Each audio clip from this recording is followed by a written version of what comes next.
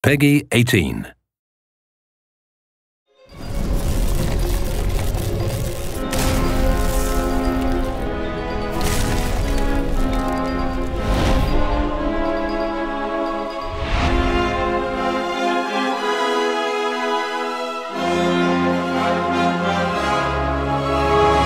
So I'm Grant Kirkhope. I'm the audio director at Big Huge Games. I'm the audio vision holder, which is a very American phrase. We don't say things like that in England. I'm the guy that kind of has to have the overview of how I think the game should sound in its entirety, which that involves everything, from voiceover to sound effects to music to the whole thing. I kind of come up with that general scope.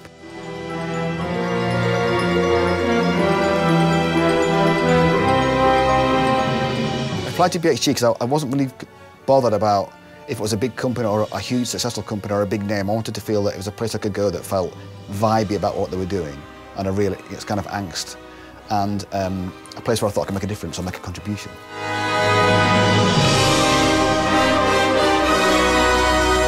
My career to date has been, I've had quite a lot of broad appeal games like Banjo-Kazooie and Donkey Kong and those kind of games. But I've never had to write anything musically, certainly on the scope of this game. You know, it's a very overblown, gigantic world, and I have to make sure that the music and the sound effects match up to that.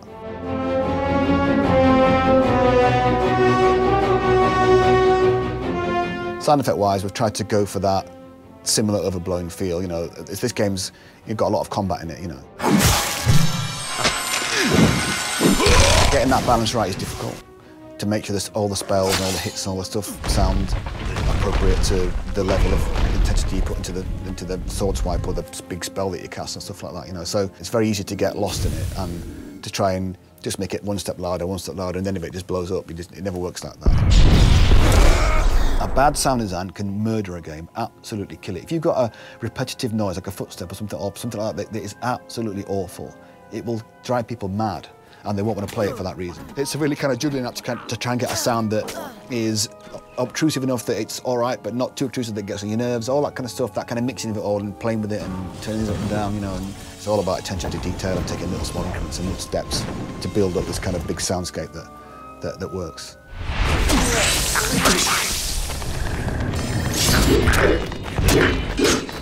I think that as time's gone on, the two roles are split more, so you get guys who do just sound design and guys who do just music. And I like to do both. I like to be able to do, because it gives me a break from just composing over and over again or just doing sound design over and over again. I like to get that kind of variety. And it's great fun to do both as well. It makes it much more, go and find 50 fart samples for the farting gorilla. There isn't a farting gorilla in Reckoning, but other games I've done, there probably is a farting gorilla somewhere. I've tried to really take a step up on my own kind of development to try and make myself work harder than I do before, so I've tried to learn an awful lot more to make the boss music and all the music in the game sound bigger than normal. My usual influences usually do end up being Dan Elfman and John Williams and, people like that. That's the kind of people that I aspire to. And I'll probably lean more towards John Williams at the moment. I think John Williams can be easily overlooked because people think, oh, he writes those tunes like E.T. and all that kind of stuff, But if you listen to his music for his fight sequences or anything else, it's tremendous. It's massively chromatic. It's very complicated. It's all over the place. It's not easy to keep up with what he's doing because he's so good at that. But when it comes to the big tune, he's right on the money with it, So I have tried in my own small way to do something like that. And I'd like to think that it sounds a bit different to other people's games. I've tried to be different with our game. It's very dark. There's lots of big sequences that are just complete minor chord after minor chord after minor chord. It doesn't change. There's very little major chordness in a lot of the levels. In one of the particular regions, it's just major chords strung together, major triads, and that's just to make it sound different.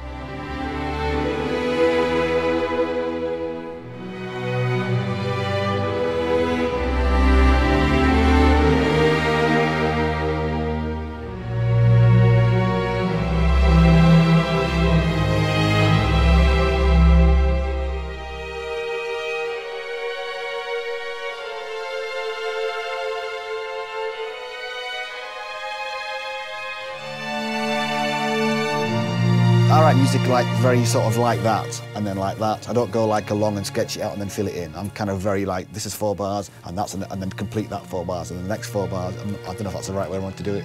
It might be right, I don't know. Every composer's probably going, oh my God, he's terrible. I played in orchestras from the age of 11, on trumpet, so I do know how this sounds. That's why I think when I came to write for orchestra, I didn't find it very difficult. But you never get used to that kind of, just that, the wealth of it. It sounds so, it's such a different sensation. I mean, there's nothing like just having that 85, 90 people sat there, you know, playing your music. It's incredible, you know. I mean, this time, I use like 2 euphoniums extra, 3 trombones, bass trombone, tuba, 3 trumpets, 6 French horns, triple woodwinds, double strings, massive, you know, I just really went for the numbers of people, and you know, you get such a massive, thick sound doing that.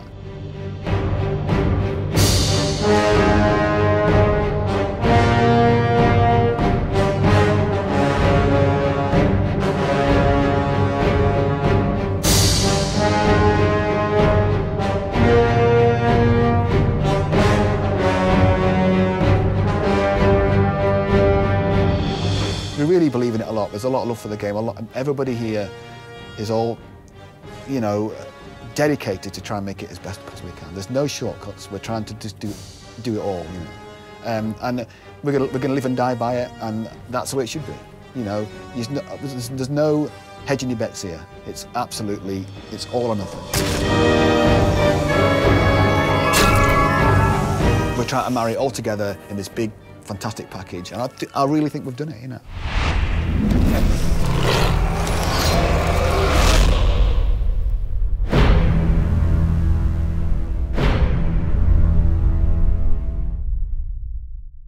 I apologise for the Donkey Kong rap. It's officially on video now. I apologise for that piece of music. You know, I didn't think it was that bad at the time. Please forgive me. Please let me off. Somebody, please. That's it.